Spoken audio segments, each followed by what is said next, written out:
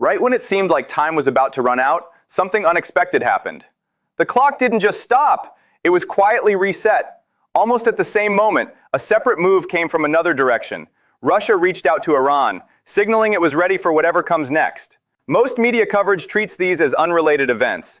Just another delayed deadline here, just another diplomatic call there. But that interpretation completely misses what's really going on. This isn't two separate stories. It's one coordinated sequence unfolding in parts. If you don't connect them, you miss the strategy behind it. Let's break it down carefully, because once you remove the noise, what's happening is actually quite straightforward.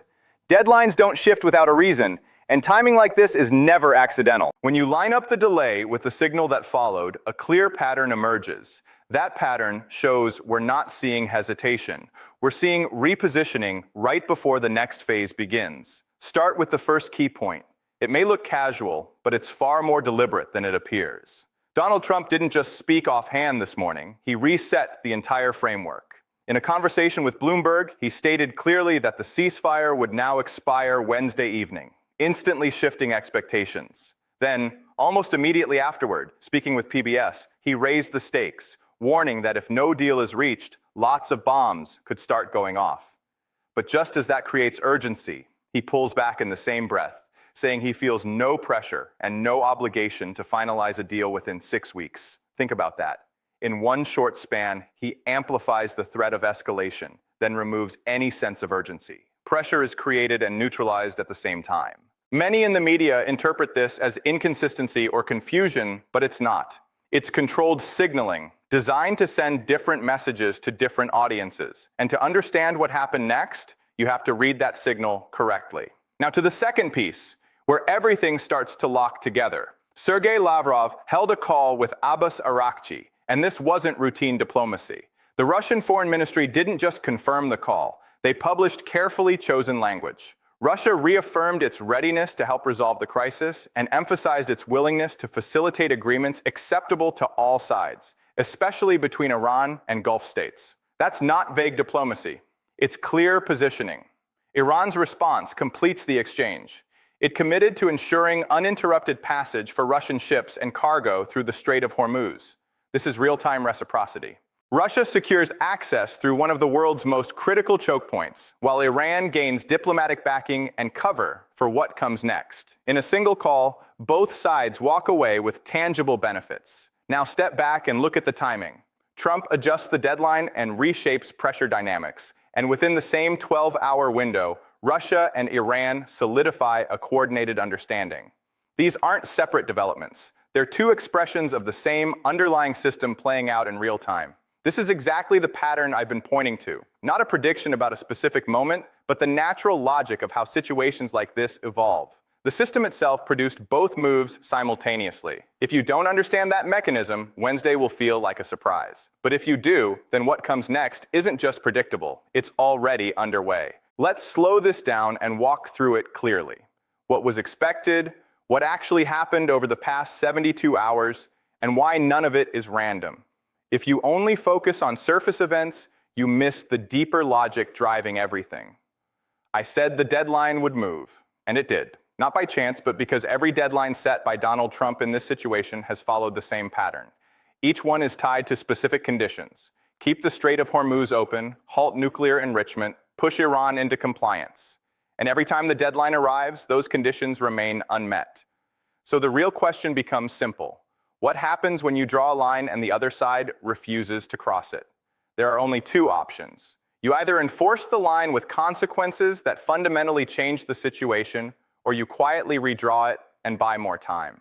Since February 28th, what we've seen isn't inconsistency, it's a repeated choice. Because enforcing that line doesn't mean a limited strike or symbolic escalation. It means entering a full-scale conflict with Iran, a country nearly 4 times the size of Iraq, with around 90 million people, difficult mountainous terrain, and decades of preparation designed specifically to resist invasion. That's not a short war. It's a long-term strategic commitment with no clear exit. Inside the U.S. military command structure, there's no clean executable plan for that scenario. So the cost of enforcing the deadline becomes greater than the cost of delaying it. And when that calculation repeats again and again, the outcome becomes predictable. The deadline moves, not as a sign of weakness, but as a function of the system itself. Now comes the second layer, which many people overlook. Russia has been positioning itself for exactly this moment, not to fight or escalate militarily, but to shape what comes afterward. Structurally, Russia's role here has never been about direct confrontation with the United States. It's about making itself impossible to ignore in any final resolution. Today, Sergei Lavrov made that positioning explicit. He didn't talk about mediating between Iran and the US. Instead, he focused on facilitating agreements between Iran and Gulf Arab states. That distinction is important. It shows Russia stepping directly into the regional framework that will define the post-conflict balance, before any deal is even finalized. This is pre-positioning influence, not reactive diplomacy. It's a strategic insertion delivered publicly at the exact moment the ceasefire clock is running down. That's not routine. That's intentional timing. And this is where everything connects. What we're seeing isn't chaos, but a system producing outcomes based on incentives and constraints. Russia is executing a strategy I've described before, something I call the absent profiteer. It doesn't need to fire a single shot to benefit. It gains leverage as a mediator, strengthens its relevance in regional negotiations, and positions itself as a necessary bridge between opposing sides, all while avoiding direct confrontation. So when you line up the shifting deadline with Lavrov's call, you're not seeing two separate events. You're seeing the same mechanism unfolding from different angles. And once you recognize that, the bigger picture becomes clear. This isn't just about what happened today. It's about who is shaping what happens next. Start with the first layer. It explains why Russia doesn't need to rush. When tensions around Iran escalated and the Strait of Hormuz became uncertain, global oil markets reacted immediately. Prices surged toward $120 per barrel, reshaping the economic landscape of the conflict. As one of the world's largest energy exporters, Russia didn't need to act aggressively. It simply had to exist within that moment. And here's what most people overlook. In response to the energy shock, the United States eased pressure on Russian oil flows to stabilize global supply. In simple terms, that shift alone changed the balance. A conflict the United States was trying to manage indirectly ended up boosting Russia's revenues. The system itself created those conditions. Russia didn't need to threaten anyone, escalate tensions, or step into the fight. It stayed aligned with Iran, let the crisis tighten global oil supply, and allowed market demand to do the rest. The longer uncertainty lingers, the longer high prices remain. And that means millions of extra dollars flowing into Russian accounts every day. That's what I mean by the absent profiteer.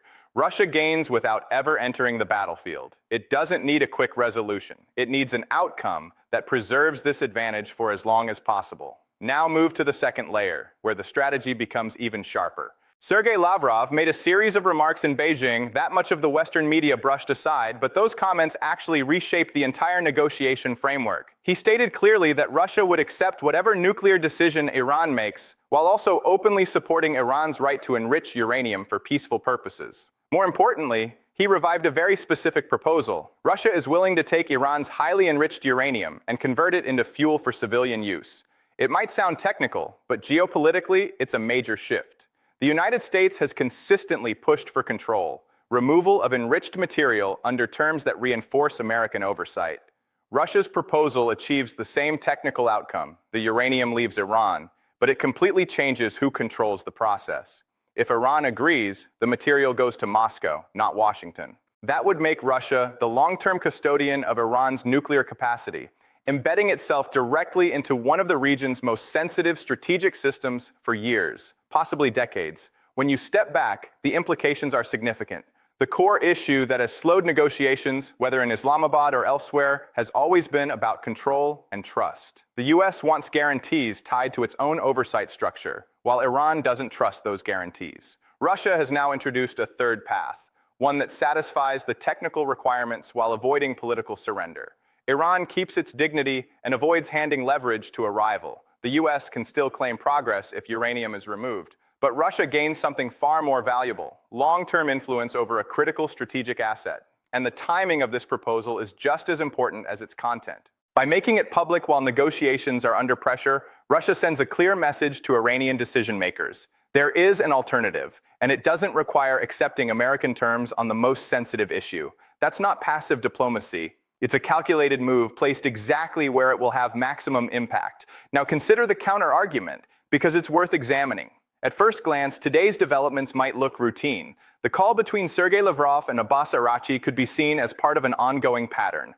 Russia has used similar language before, saying it stands ready, and there have been multiple contacts between Moscow and Tehran over recent months. From that perspective, nothing fundamentally new has happened, just another step in a continuing process. Add to that the mixed signals coming out of Iran, with conflicting reports about negotiations and participation in talks, and it suggests diplomacy is still active rather than collapsing. If back-channel discussions are progressing more than what's visible publicly, then a deal before the next deadline could still be possible. That interpretation focuses on continuity rather than escalation.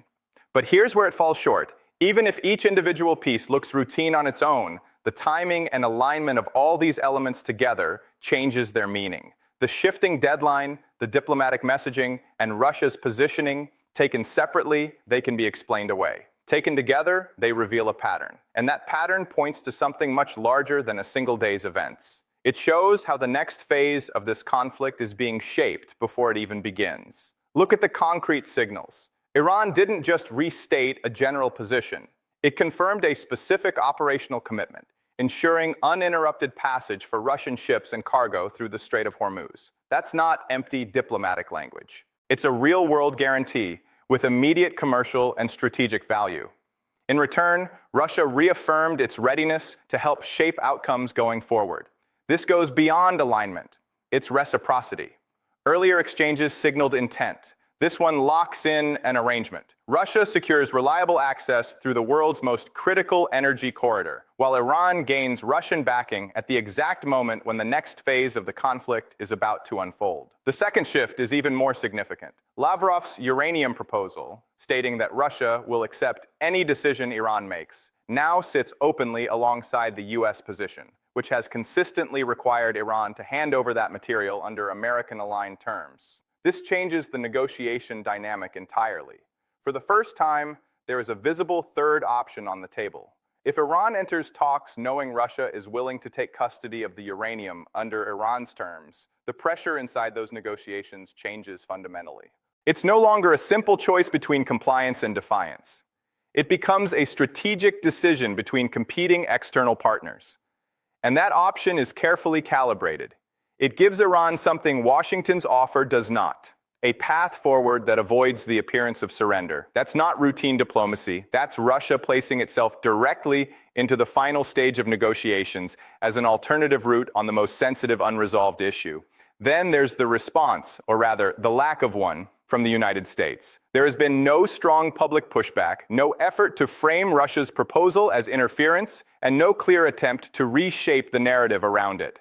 That silence matters. In a situation like this, silence isn't neutral. It carries meaning. It suggests two possibilities. Either the U.S. hopes the proposal won't gain traction, or it has already adjusted to a scenario where Russia plays a role in the final arrangement and is prepared to present that outcome as a diplomatic success. Either way, the meaning of the deadline shifts. It's no longer just about whether a deal happens. It's about who gets to define the terms of that deal. At the same time, something equally important is happening on Iran's side. Public statements from its leaders project defiance, with clear messaging that they won't give in to pressure. Yet behind the scenes, reports cheer to ongoing diplomatic engagement.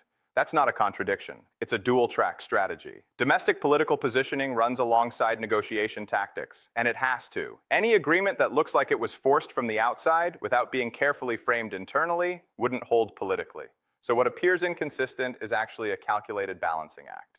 Now step back and connect all the pieces: the shifting deadline, the call involving Sergei Lavrov, the uranium proposal, and Iran's mixed messaging. These aren't isolated events. They're all outputs of the same underlying mechanism, a system where no single actor can fully control the outcome, and where each side is positioning not just for the deal itself, but for influence over what comes next. Once you see it that way, the key question changes. It's no longer simply whether there will be a deal. It becomes about what leverage each side brings into that moment. Here's the reality. If Russia has already offered Iran a workable path on the nuclear issue, if it has positioned itself as a bridge between Iran and regional players, and if the United States has already adjusted its own timeline, then the negotiation table today is very different from what it was just days ago. The structure has shifted. That means what comes next won't just be about agreement or disagreement. It will be about whose framework shapes the final outcome. And this is where it becomes even more critical. The same mechanism driving today's events doesn't stop here. It keeps moving forward, producing patterns. And those patterns lead to outcomes you can actually anticipate. Over the next 48 hours, the focus shouldn't only be on what gets announced, but also on what doesn't. In situations like this, the most important moves often happen quietly, without headlines. Based on how this process has been unfolding, the next phase is already taking shape. We just need to watch carefully to see how it reveals itself. So what happens next? If you understand the logic behind everything we've discussed, the next 2 days aren't random. They follow a pattern, and that pattern points to 3 likely developments. First, Iran is expected to send a delegation to Islamabad, not because trust has suddenly emerged. It hasn't. Iranian leaders have been clear that the core issue is deep distrust, rooted in recent actions. But diplomacy at this level isn't built on trust. It's driven by cost. Right now, Iran appears to have calculated that not showing up carries a higher cost than attending, even if no agreement is reached. Reports, including those from the New York Times, along with carefully phrased official statements, all point in this direction. Phrases like, taking all aspects into consideration, aren't signs of hesitation. They're diplomatic signals. They allow Iran to participate while maintaining the narrative that it's acting on its own terms, not under pressure. So the expectation is clear. Iran shows up, but on its own framing. Second, keep a close eye on Russia. It's not going to let its position fade at such a critical moment. After putting the uranium facilitation proposal into the public space, the logical next step is reinforcement. Expect at least one more statement, likely from Sergei Lavrov or the Russian Foreign Ministry, bringing that offer back into focus. The key detail to watch for is any explicit mention of Russia's readiness to handle Iran's enriched uranium as part of a broader agreement. If that language appears again before Wednesday, it's not just repetition, it's confirmation. It signals that this option isn't theoretical, but already aligned in principle between Moscow and Tehran. By keeping it visible, Russia ensures that negotiations cannot proceed as if this pathway doesn't exist. It effectively forces the United States to operate in a framework where Russia is already embedded. Third, and this has been the most consistent pattern so far, whatever happens on Wednesday will likely be framed as a victory by Donald Trump. Within hours, that framing will almost certainly be challenged by Iran's foreign ministry. This cycle has repeated at every major turning point. One side announces progress with confidence, and the other quickly reframes or disputes it. So when Wednesday arrives, whether it brings a deal, an extension, or renewed escalation, the key isn't the initial announcement. The real signal lies in the details that follow. What was actually agreed, what remains unclear, and where interpretations begin to diverge. That gap between competing claims is usually where the truth sits. When you put everything together, the continuity becomes clear. The same mechanism that produced today's developments, the moving deadline, the Russia-Iran coordination, and the mixed signals around negotiations, is still active. It doesn't stop at a single event. It keeps generating outcomes shaped by the same pressures, incentives, and constraints. So as the next 48 hours unfold, don't just watch what is said, pay attention to what isn't. Because in conflicts like this, the most decisive moves are often the quiet ones.